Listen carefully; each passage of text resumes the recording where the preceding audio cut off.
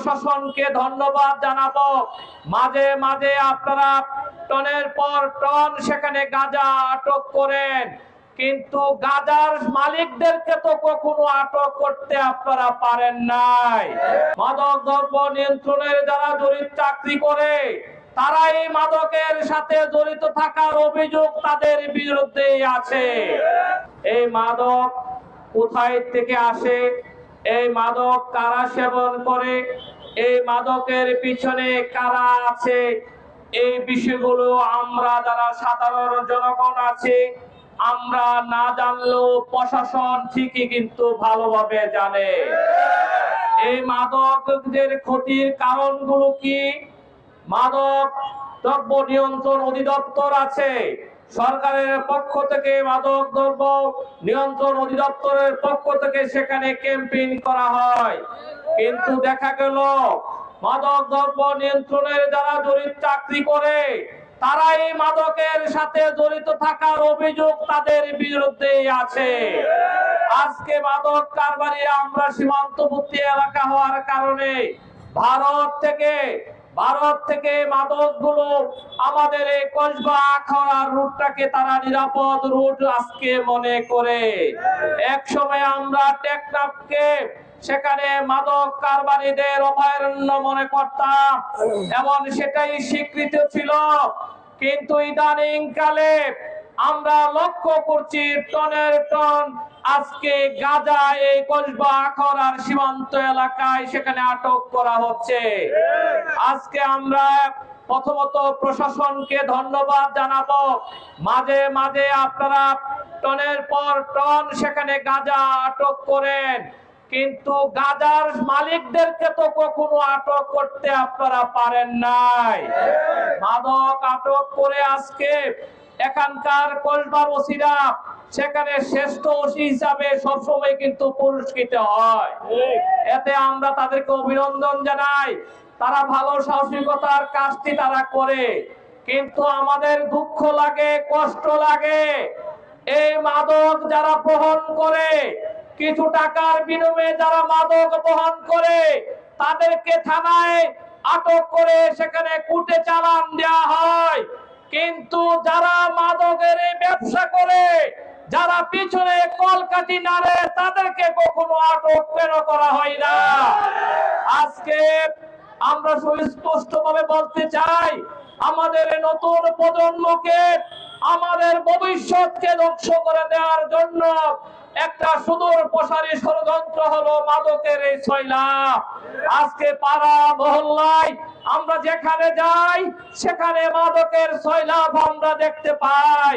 আজকে আমরা লক্ষ্য করছি আমার আপনার পরিবার, আমার সমাজ, আমার রাষ্ট্র ব্যবস্থায় বিশাল একটা অংশ আজকে মাদক কারবারিদের সাথে সম্পৃক্ত হয়ে পড়েছে। কেউ বা মাদকে আসক্ত হয়েছে, কেউ মাদকের ব্যবসার সাথে জড়িত হয়ে পড়েছে। আজকে আমরা প্রশাসনকে আহ্বান জানাবো, আমরা আজকে প্রশাসনের বিরুদ্ধে কোনো সমাবেশের আয়োজন করি নাই, আমরা আজকে আয়োজন করেছি এদেশের মানুষকে সচেতন করার জন্য, এই কথা বলবার জন্য। আপনার সন্তান আগামী দিনের ভবিষ্যৎ, আপনার সন্তান কোথায় যাচ্ছে, কার সাথে মিশছে, আপনার সন্তান কি করছে সে খেয়াল রাখার দায়িত্ব কিন্তু আপনাদেরও আছে। আমাদের সন্তানকে রক্ষা করার দায়িত্ব আমাদেরকে পালন করতে হবে। পরিবারকে সেখানে সন্তানকে রক্ষা করার দায়িত্ব পালন করতে হবে।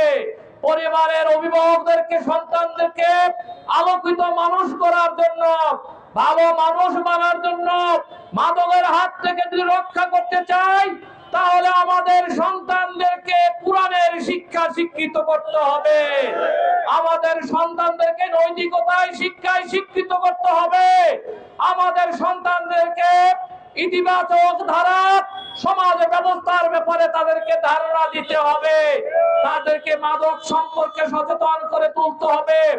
আমরা অভিভাবকদের কাছে সমাজের যারা হিতাকাঙ্ক্ষী আছেন, এই সমাজের যারা চিন্তা করেন, সমাজকে নিয়ে যারা ভাবেন, তাদের কাছে আমি বিনীত অনুরোধ করব, প্লিজ আপনারা অনেক কিছুই করেন, সমাজ নিয়ে আমরা অনেক পরিকল্পনা করি, কিন্তু আমাদের তরুণ প্রজন্ম যদি না বাঁচে আগামী দিন আমাদের দেশটা বাঁচবে না।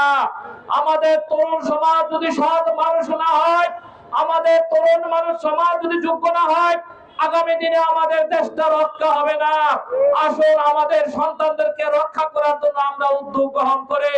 আমি প্রশাসনের কাছে আহ্বান জানাবো, আজকে আজকে যারা মাদক কারবারি যারা মাদকের সাথে জড়িত, অবিলম্বে এই তালিকাটুকু কিন্তু আপনাদের কাছেও আছে। অবিলম্বে মাদক কারবারিদেরকে আপনাদের গ্রেফতার করতে হবে। আপনারা ভয় পান কেন? যিনি বর্তমান সংসদ সদস্য যেভাবে হোক তিনি নির্বাচিত হয়েছে, তিনিও কিন্তু মাদকের বিরুদ্ধে কথা বলেন, মাদকের বিরুদ্ধে বক্তব্য রাখেন। আজকে জামাত ইসলামের পক্ষ থেকে প্রধান বিরোধী দল হিসেবে আমরাও কথা বলছি। সরকারি দল বিরোধী দল যদি আমরা এক থাকি এই ব্যাপারে, আপনারা কার বয়ে কি কারণে অজানা কারণে মাদক ব্যবসায়ীদেরকে আটক করছেন না আমরা জানতে চাই। আমরা বলবো, আমরা মাদকের সচেতনতার জন্য প্রত্যেকটা গ্রামে গ্রামে মহল্লায় ইউনিয়নে আমরা যাব, আমরা লিফলেট বিলি করব, সচেতনামূলক প্রোগ্রামের আয়োজন করব। এরপরে মাদকের সয়লাব যেটা হচ্ছে এটা যদি বন্ধ না হয়, মাদক কারবারিদেরকে যদি আটক করে না হয়, আমাদের তরুণ প্রজন্মকে রক্ষার প্রয়োজনে আমাদেরকে যদি আরো বড় কর্মসূচি দেওয়া লাগে, আমরা সেই ধরনের কর্মসূচি দিব ইনশাআল্লাহ।